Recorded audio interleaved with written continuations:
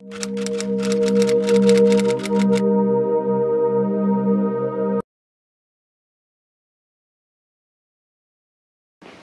creo que no hay una fuerza superior, que alguien quiso imponer leyes, y la mejor manera de imponer una ley es decir, a mí me dijeron de arriba, una fuerza superior, que se debe hacer eso.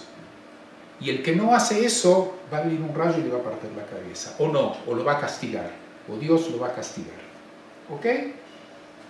Eso da mucha más fuerza a lo que yo digo. El que cree en eso, está en su derecho.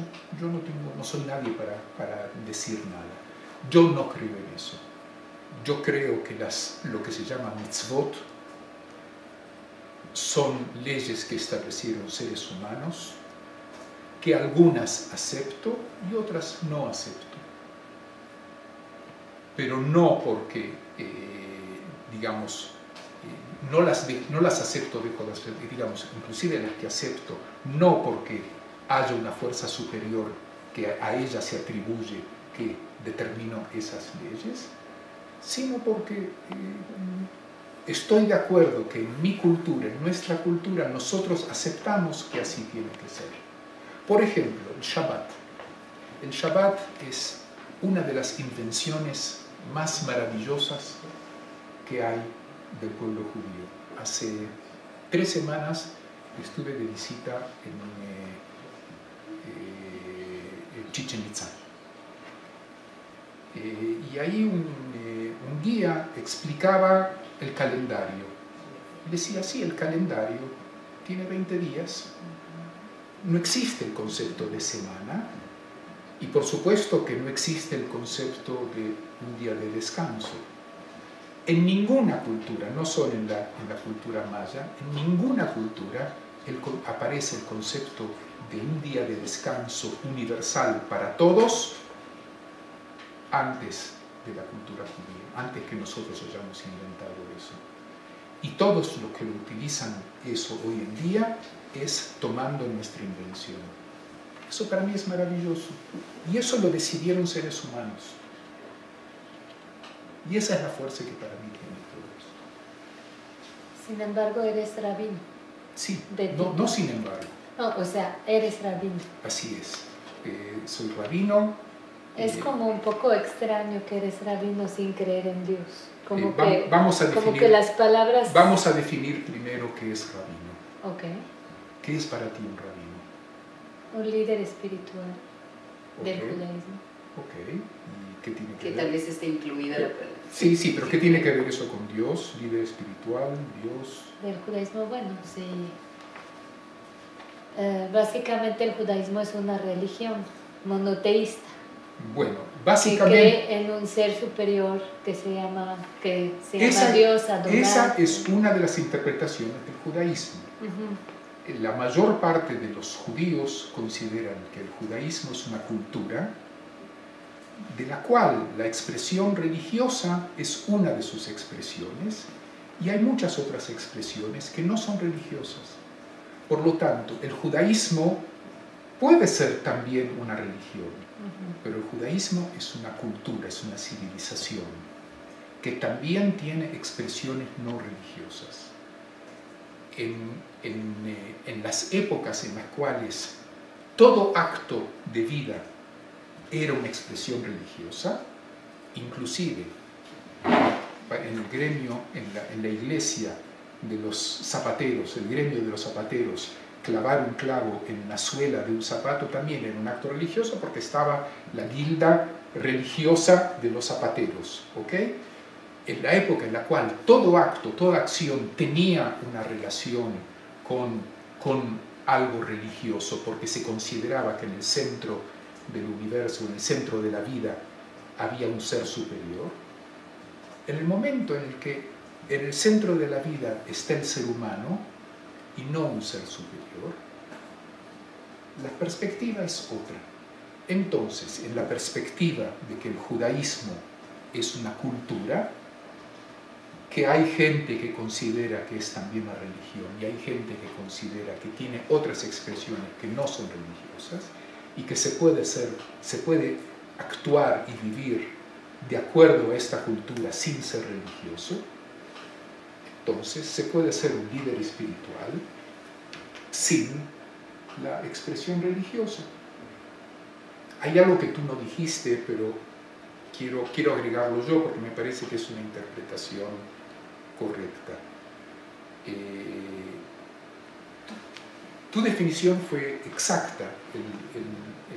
El rabino es un líder espiritual, y quiero agregar más, no solo un líder espiritual, es un líder comunitario. Es el que organiza. Pero aún en la perspectiva religiosa, se puede mantener el culto religioso judío sin rabino. El rabino no es necesario. Puedes tener un minyan, el minyan es necesario para un rezo. Puedes hacer un casamiento, puedes hacer todas las acciones, digamos, cumplir todas las mitzvot que tú consideres que se deben cumplir como mitzvot religiosas sin la presencia de un rabino. Un rabino es un funcionario que viene a servir las necesidades de la comunidad que lo reconoce como rabino. ¿Qué pasa con el ritual, con los rezos, con las ceremonias, con las festividades? Okay. Con el kashrut, por ejemplo. Okay. Desde el momento en que nosotros consideramos que las mitzvot son una decisión de seres humanos y que no hay una autoridad a quien pedirle, por ejemplo, pedirle que ahora llueva o pedirle que me vaya bien en un examen, porque no hay. Nosotros consideramos que un rezo es algo superfluo. Hay gente, inclusive gente de nuestra corriente, inclusive rabinas, colegas mías, que ellas ellas sí sienten que hay una fuerza superior. Ellas sienten eso y es tan legítimo como lo que siento yo. Hay gente que sí les gusta hacer un rezo de agradecimiento, que sienten que sí lo necesitan por ellos. Y me parece muy legítimo, tan legítimo como aquel que va a un Bet Knesset, abre el Sidur y lee todo, que también me parece legítimo. Si cree en eso, tiene que hacer lo que cree. Ahora, respecto a tu pregunta a la joven generación, yo creo que esto es relevante para las jóvenes generaciones y para las generaciones no tan jóvenes. No es algo especialmente importante para los jóvenes, es importante, al igual que es importante para sus padres y sus abuelos.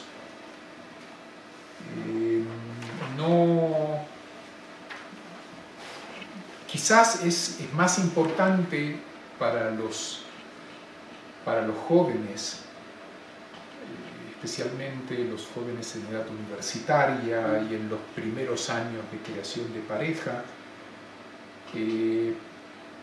para darles una oferta, un marco, una opción de vida judía. Es lo que yo me refiero. El miércoles mi conferencia va a tocar este tema.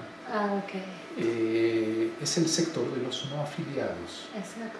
Y a eso es algo que quiero agregar, el sector de los que sí están afiliados pero no van. Digamos, es un número que es muy difícil de cuantificar y nadie va a contar eso, pero es un sector muy amplio. Y que eso atañe a jóvenes, a adultos, a más adultos. Y yo creo que eso es muy importante para aquellos que buscan un marco de identificación judía y que los existentes no los atraen. Y todo el tiempo que no haya una oferta positiva y abarcativa, corremos el peligro que ellos se pierdan para el pueblo judío. Claro. Claro. Oye, Efraín, dentro de tu postura que ha de molestar a mucha gente o a algunas personas, Sí. ¿has tenido conflictos? ¿Has tenido amenazas? No, amenazas no. ¿Conflictos con otras personas? Conflictos, mira, tú conoces cuando se publica algún artículo que viene en talkbacks. Ajá. ¿Ok? Sí. No sé si ustedes ahora han publicado la entrevista que me hicieron, si reciben talkbacks de eso.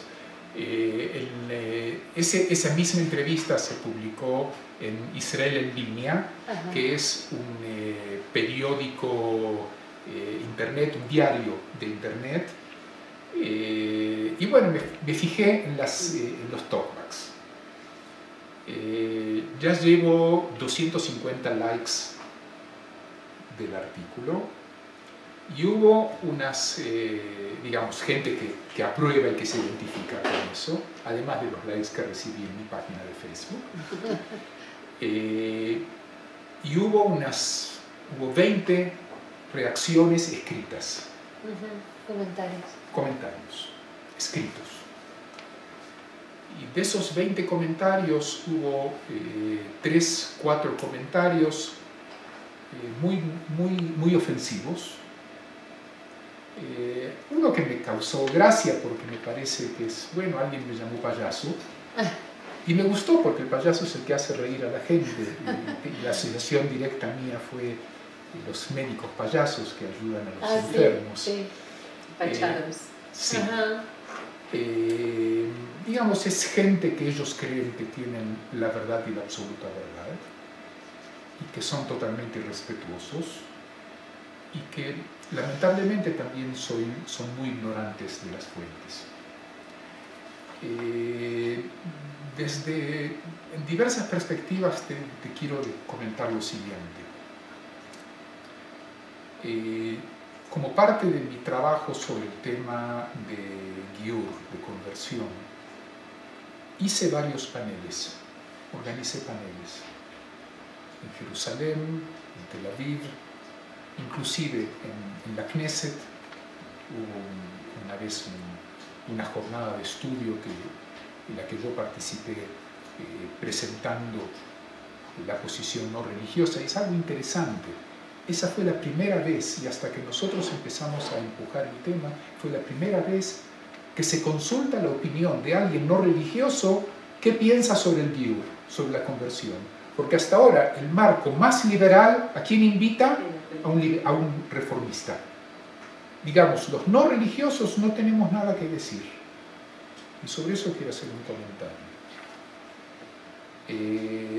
Yo organicé en Mishkenot Shananim, que es un instituto en el Instituto de Democracia que está frente a la Ira Ática. Hice otro panel en la Universidad Popular en Tel Aviv, hice otro panel en la Universidad de Bar Ilan y probablemente voy a seguir haciendo, en la cual participaron un rabino jaredí, un rabino ortodoxo, un rabino conservador, una rabina reformista y yo. Y cada uno dio su posición, y todos estuvieron. Inclusive hubo cierta sorpresa como un jaredí estuvo dispuesto a sentarse en un panel, sí, no solo conmigo, sino con un conservador y una rabina reformista, pero lo estuvo.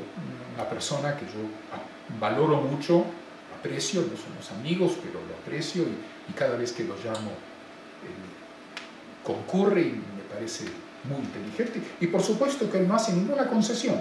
Él dice su posición claramente. Y así tiene que ser. Cuando terminó uno de esos paneles, alguien se me acerca y me dice, ¿sabes una cosa? Tú y tu corriente son los únicos que son capaces de invitar a todos ellos a una misma mesa y darles escenario a todos. Ninguno de ellos te invitaría a ti a decir tu posición. Ahora, en cierto modo, ese es un proceso por el cual nosotros estamos tratando de educar quizá tiene una palabra un poco, digamos, de crear conciencia, ¿ok? De crear conciencia de que podemos vivir juntos. Hay muchos rabinos ortodoxos que cuando escuchan nuestra posición dicen, qué bueno que aparecen líderes judíos no religiosos, porque es algo necesario. Puedo dar nombres al rabino de Milao, este mismo rabino Jacobson. Pero ¿por qué ellos consideran que esto es importante también, siendo ortodoxos? Porque ellos consideran que los ortodoxos se van a dirigir a ellos. Sí. O sea, ellos entienden de que hay otro público que no está de acuerdo con ellos y que necesitan parte de una preocupación también. Exacto, exacto. Inclusive nosotros invitamos... Un espacio judío. Exacto. Nosotros invitamos a todos ellos a nuestros cursos. En estos momentos ya tenemos estudiando en diversos niveles, dentro de 4 días empieza el nuevo año lectivo, tenemos cerca de 20 alumnos en diversos niveles, e invitamos... Estamos hablando de la universidad. Estamos hablando de Tmura. La organización, todavía no hablamos, es la organización de capacitación de rabinos.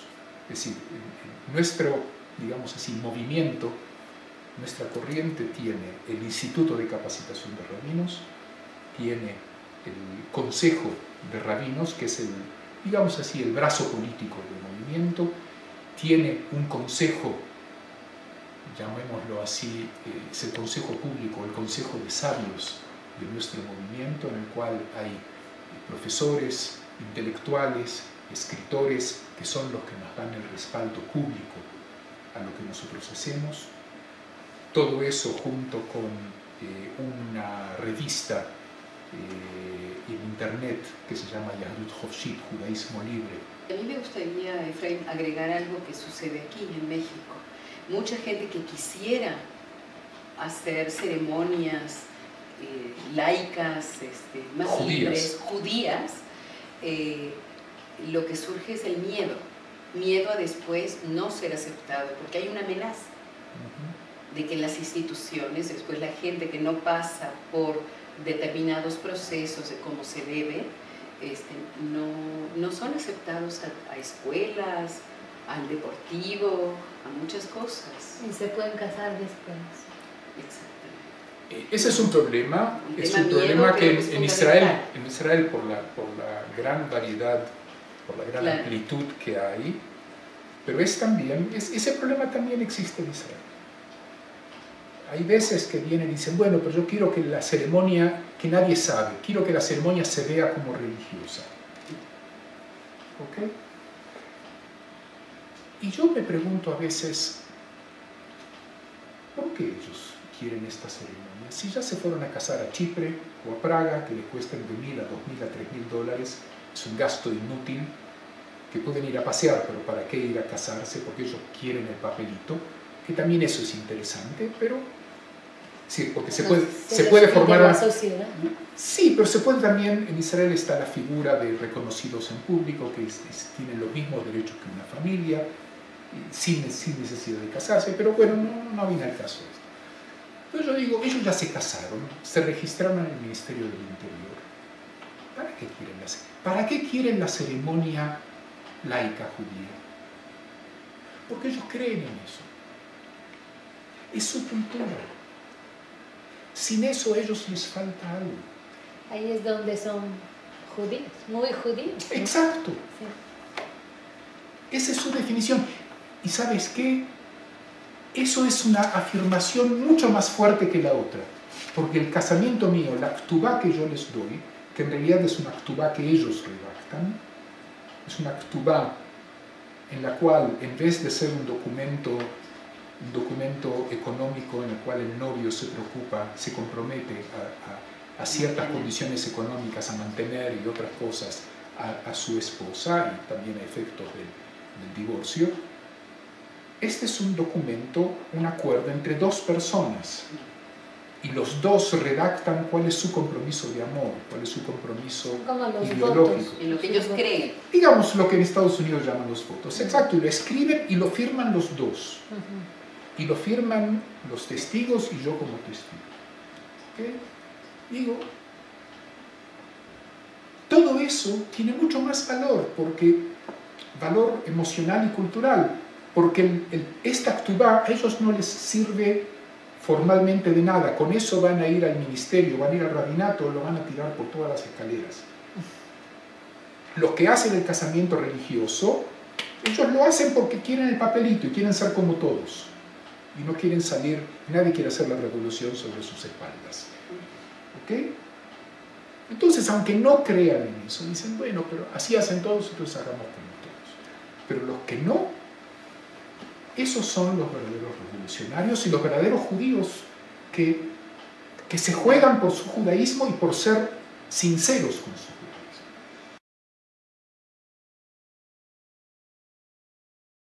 Decía así, el calendario tiene 20 días, no existe el concepto de semana y por supuesto que no existe el concepto de un día de descanso. En ninguna cultura, no solo en la cultura maya, en ninguna cultura aparece el concepto de un día de descanso universal para todos antes de la cultura judía, antes que nosotros aceptamos que así tiene que ser. Por ejemplo, el Shabbat. El Shabbat es una de las invenciones más maravillosas que hay del pueblo judío. Hace 3 semanas estuve de visita en Chichén Itzá. Y ahí un guía explicaba el calendario.